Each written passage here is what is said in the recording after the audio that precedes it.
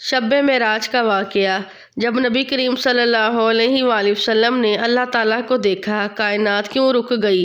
شب معراج کے آنے سے پہلے یہ واقعہ ضرور سنیں۔ بسم اللہ الرحمن الرحیم۔ واقعہ معراج اللہ تعالیٰ کی قدرت کی نشانیوں میں سے ایک نشانی ہے، جو چشم زدن میں بظاہر رونما ہوا، لیکن حقیقت میں اس میں کتنا وقت لگا، یہ اللہ تعالیٰ اور اس کے رسول صلی اللہ علیہ وآلہ وسلم بہتر جانتے ہیں۔ اللہ تعالیٰ نے اس واقعے میں اپنے محبوب پیغمبر حضرت محمد صلی اللہ علیہ وآلہ وسلم کو اپنی قدرت کاملہ کا مشاہدہ کرایا۔ واقعہ معراج اعلان نبوت کے 10ویں سال اور ہجرت مدینہ سے 1 سال پہلے مکہ میں پیش آیا۔ ماہ رجب کی 27ویں رات ہے۔ اللہ تعالیٰ فرشتوں سے ارشاد فرماتا ہے، اے فرشتوں، آج کی رات میری تسبیح بیان مت کرو، میری حمد و تقدیس کرنا بند کر دو۔ آج کی رات میری اطاعت و بندگی چھوڑ دو اور آج کی رات جنت الفردوس کو لباس اور زیور سے آراستہ کرو۔ میری فرما برداری کا قلعہ اپنے سر پر باندھ لو۔ اے جبرائیل، میرا پیغام میکائیل کو سنا دو کہ رزق کا پیمانہ ہاتھ سے علیحدہ کر دے۔ اسرافیل سے کہہ دو کہ وہ سور کو کچھ دیر کے لیے موقف کر دے۔ اسرائیل سے کہہ دو کہ کچھ دیر کے لیے روحوں کو قبض کرنے سے ہاتھ ہٹا لے۔ رضوان سے کہہ دو کہ وہ جنت الفردوس کی درجہ بندی کرے۔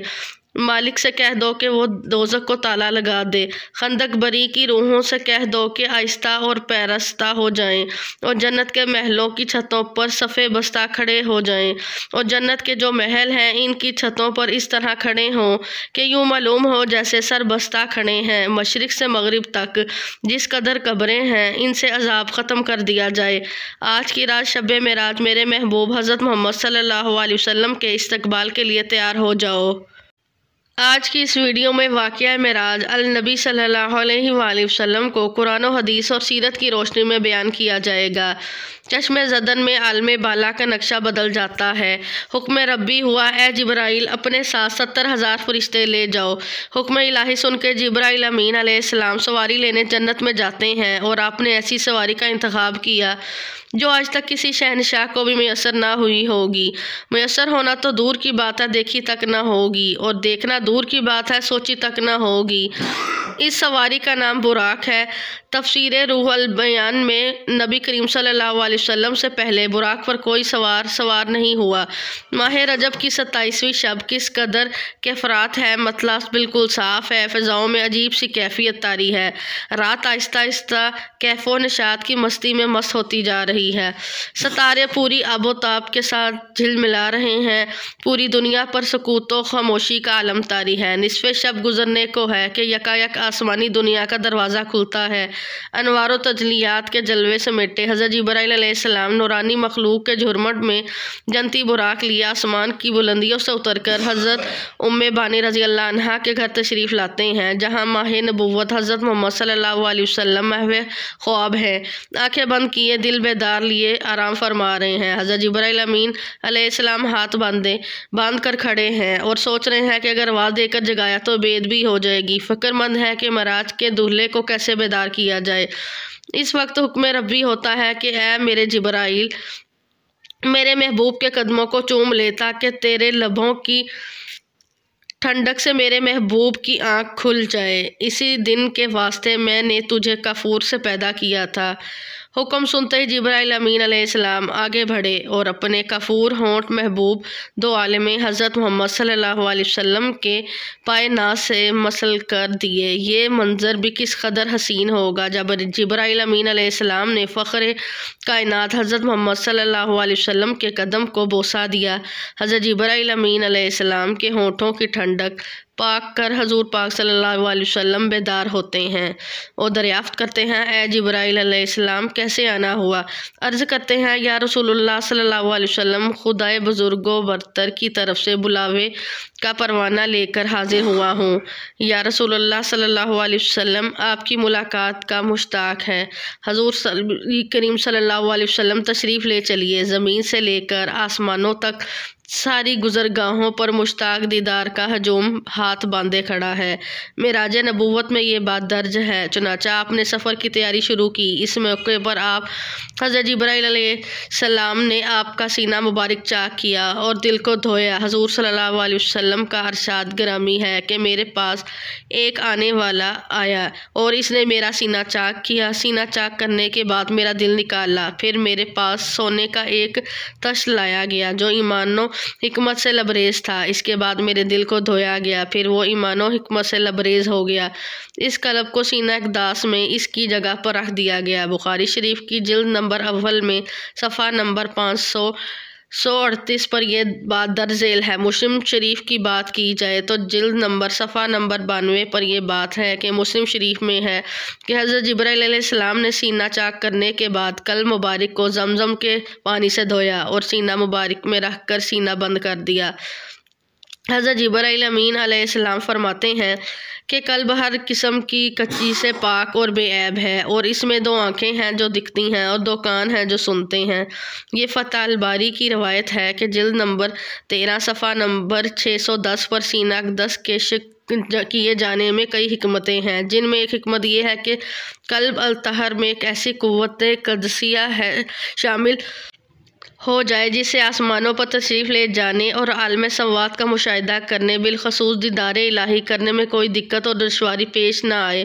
پھر آپ صلی اللہ علیہ وسلم کے سر انوار پر امامہ باندھا گیا۔ علامہ کاظمی رحمۃ اللہ علیہ فرماتے ہیں شب معراج حضرت محمد صلی اللہ علیہ وسلم کو جو امامہ شریف پہنایا گیا وہ امامہ مبارک حضرت آدم علیہ السلام کی پیدائش سے 7000 سال پہلے کا تیار ہوا تھا۔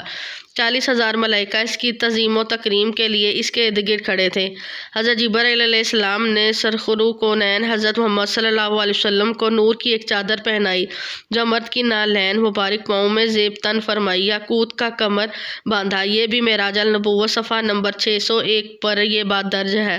حضور پاک صلی اللہ علیہ وسلم نے براق کا حلیہ بیان کرتے ہوئے ارشاد فرمایا، سینہ سرخ یاقوت کی مانند چمک رہا تھا، اس کی پشت پر بجلی گونجتی تھی، ٹانگیں دم مرجان سر اور اس کی گردن یاقوت سے بنائی گئی تھی، بحشت زنی اس پر کسی ہوئی تھی، اس کے ساتھ سرخ یاقوت کے 2 کعب آویز تھے، اس کی پیشانی پر لا الہ الا اللہ محمد رسول اللہ لکھا ہوا تھا۔ چند لمحوں کے بعد وہ وقت بھی آ گیا کہ سرور کونین حضرت محمد صلی اللہ علیہ وسلم براق پر تشریف فرما ہو گئے۔ حضرت جبرائیل علیہ السلام نے رکاب تھام لی، حضرت میکائیل علیہ السلام نے لگام پکڑی، حضرت اسرافیل علیہ السلام نے زین کو سنبھالا۔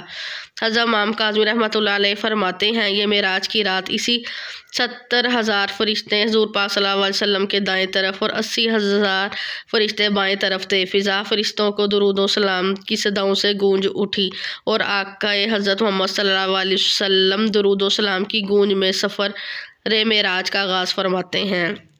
اس واقعے کو قرآن مجید میں اللہ تعالیٰ نے اس طرح بیان فرمایا ہے کہ وہ ذات اور نقص اور کمزوری سے پاک ہے جو رات کے تھوڑے سے حصے میں اپنے محبوب اور مکرم بندے کو مسجد حرام سے مسجد اقصیٰ تک لے گئی، جس کے گرد و نواح کو ہم نے بابرکت بنا دیا ہے تاکہ ہم اس بندہ کامل کو اپنی نشانیاں دکھائیں۔ سورۃ النبی اسرائیل کی یہ آیت کا ترجمہ بھی بیان کیا گیا ہے۔ آپ صلی اللہ علیہ وسلم نے ہائی شان و شوکت سے ملائکہ کے جلوس میں مسجد حرام سے مسجد اقصیٰ کی طرح روانہ ہوتے ہیں۔ یہ گھڑی کس قدر دل نواز تھی کہ جب مکان سے لامکان تک نور ہی نور پھیلا ہوا تھا، سواری بھی نور تو سوار بھی نور، باراتی بھی نور تو دولہا بھی نور، میزبان بھی نور تو مہمان بھی نور۔ نوروں کی یہ نوری بارات فلک بوس پہاڑوں پہ آب و بیاں، ریگستانوں، جنگلوں، چٹانوں، میدانوں، سبز شاداب و وادیوں پر، خطرہ ویرانوں پر سفر کرتی ہوئی وادی بسا میں پہنچتی ہے جہاں بے شمار درخت ہیں۔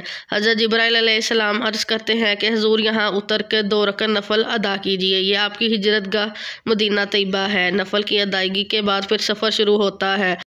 راستے میں ایک سرخ ٹھیلا آتا ہے جہاں حضرت موسیٰ علیہ السلام کی قبر ہے۔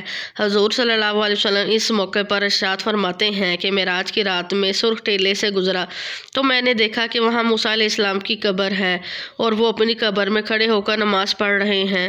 پھر دیکھتے ہی دیکھتے بیت المقدس بھی آ گیا، جہاں قدسیوں کا ہجم غویز سلامی کے لیے موجود ہے، علماء خوش آمدید کہنے کے لیے، اور تقریباً 1,24,000 انبیاء کرام مرسلین استقبال کے لیے بے چین اور بے قرار کھڑے تھے۔ حضور صلی اللہ علیہ وسلم اس مقام پر تشریف فرما ہوئے جسے باب محمد صلی اللہ علیہ وسلم کہا جاتا ہے۔ حضرت جبرائیل علیہ السلام ایک پتھر کے پاس آئے جو اس جگہ موجود تھا۔ حضرت جبرائیل علیہ السلام نے اس پتھر میں اپنی انگلی مار کے اس میں سوراخ کر دیا اور براق کو اس میں باندھ دیا۔ یہ تفسیر ابن کثیر کی جلد نمبر 3 صفحہ نمبر 7 پر درج ہے۔ آفتاب نبوت حضرت محمد صلی اللہ علیہ وسلم مسجد اقصی میں داخل ہوتے ہیں۔ صحن حرم سے فلک تک نور ہی نور چھایا ہوا ہے، ستارے ماند پڑ چکے ہیں، کرسی سلامی دے رہے ہیں، حضرت جبرائیل علیہ السلام اذان دے رہے ہیں، تمام انبیاء ورسل صف در صف کھڑے ہو رہے ہیں۔ جب صفیں بن چکی تو امام انبیاء فخر دو عالم جہاں حضرت محمد صلی اللہ علیہ وسلم امامت فرمانے تشریف لاتے ہیں۔ تمام انبیاء اور رسول امام انبیاء کی اقتدار میں 2 رکعت نماز ادا کر کے اپنی نیاز مندی کا اعلان کرتے ہیں۔ ملائکہ اور انبیاء سب کے سب سر تسلیم خم کیے کھڑے ہوئے تھے۔ بیت المقدس نے آج تک ایسا دل نواز منظر اور روح پرواز سما نہیں دیکھا۔ وہاں سے عظمت و رفت کے پرچم پھر بلند ہونے شروع ہوتے ہیں، درود و سلام سے فضا ایک مرتبہ پھر گونج اٹھتی ہے۔ سرو کونین حضرت محمد صلی اللہ علیہ وسلم نوری مخلوق کے جھرمٹ میں آسمان کی طرف روانہ ہوتے ہیں، اور یہاں سے پھر وہ واقعہ معراج شروع ہوتا ہے، یہاں سے وہ پھر معاملہ شروع ہوتا ہے۔ حضور پاک صلی اللہ علیہ وسلم فرماتے ہیں، پھر مجھے اوپر لے جایا گیا۔ براق کی رفتار کا یہ عالم تھا کہ جہاں نگاہ کی انتہا ہوتی وہاں براق کا پہلا قدم ہوتا۔ فوراً ہی پہلا آسمان آ گیا۔ حضرت جبرائیل علیہ السلام نے دروازہ کھٹکایا۔ دربان نے پوچھا کون ہے؟ جواب دیا جبرائیل علیہ السلام۔ دربان نے پوچھا تمہارے ساتھ کون ہے؟ حضرت جبرائیل علیہ السلام نے کہا حضرت محمد صلی اللہ علیہ وسلم۔ دربان نے کہا مرحبا، دروازے انہی کے لیے کھولے جائیں گے۔ چنانچہ دروازہ کھولا گیا۔ رحمت عالم صلی اللہ علیہ وسلم کی ملاقات حضرت آدم علیہ السلام سے ہوئی۔ انہیں بتایا گیا کہ یہ آپ کے جلیل و قدیر فرزند ہیں، ختم المرسلین ہیں، یہی حضرت محمد صلی اللہ علیہ وسلم ہے۔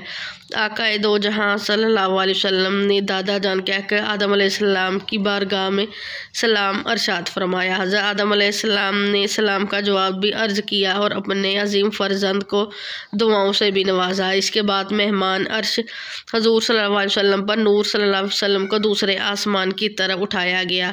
پہلے آسمان کی طرف بواب نے دوسرے آسمان کا بھی دروازہ کھولا۔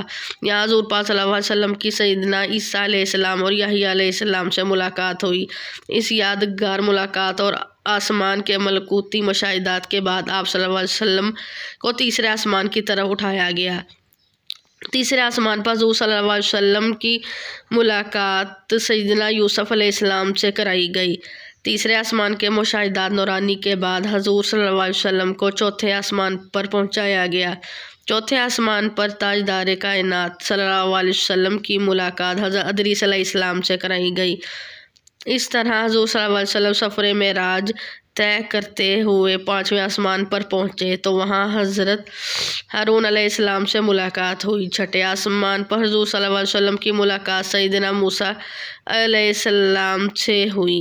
حضرت موسیٰ علیہ السلام کی چشمان مقدس اشک بار ہو گئی۔ حضور صلی اللہ علیہ وسلم کی عظمت و رفت کو دیکھ کر اشک کے آنسو جھلک پڑے۔ آپ کی زبان اقداس سے بے اختیار نکلا کہ خدائے بزرگ و برتر کے یہ وہ برگزیدہ رسول ہیں جن کی امت کو میری امت پر شرف عطا کیا گیا۔ میری امت پر جسے بزرگی عطا ہوئی یہ وہی رسول پر حق ہیں جن کی امت کو میری امت کے مقابلے میں کثرت کے ساتھ جنت میں داخل کیا گیا۔ مہمان ذی ششم حضور صلی اللہ علیہ وسلم کی ملاقات 7ویں آسمان پر حضرت ابراہیم علیہ السلام سے ہوئی۔ اس کے بعد حضرت محمد صلی اللہ علیہ وسلم جو تخلیق میں واحد ہستی ہیں جبرائیل امین کے ساتھ سدرۃ المنتہا تک سفر کیا۔ اس مقام پر اللہ تعالیٰ نے انسانوں کو 5 نمازوں کا تحفہ عنایت کیا۔ معراج کا واقعہ جس رات پیش آیا اس رات رسول اللہ صلی اللہ علیہ وسلم اپنے چچا زاد بہن ام البانی کے گھر مقیم تھے۔ آپ نے یہ بات لوگوں کو بتائی تو سب نے اسے ہلکا لیا اور مشرکین تانے دینے لگے کہ رسول اللہ راتوں رات آسمان گئے۔ سب نے تردید کی، پر جب لوگوں نے حضرت ابوبکر کو اس واقعے کے متعلق آگاہ کیا تو ابوبکر نے فوراً تصدیق کرتے ہوئے کہا کہ یہ بات رسول اللہ صلی اللہ علیہ وسلم نے بتائی ہے۔ لوگوں نے کہا ہاں بالکل، ابو بکر نے کہا رسول اللہ صلی اللہ علیہ وسلم نے بتائی ہے، پھر تو سچ ہے۔ حضرت ابو بکر کے اس بات نے رسول اللہ صلی اللہ علیہ وسلم کو بہت متاثر کیا۔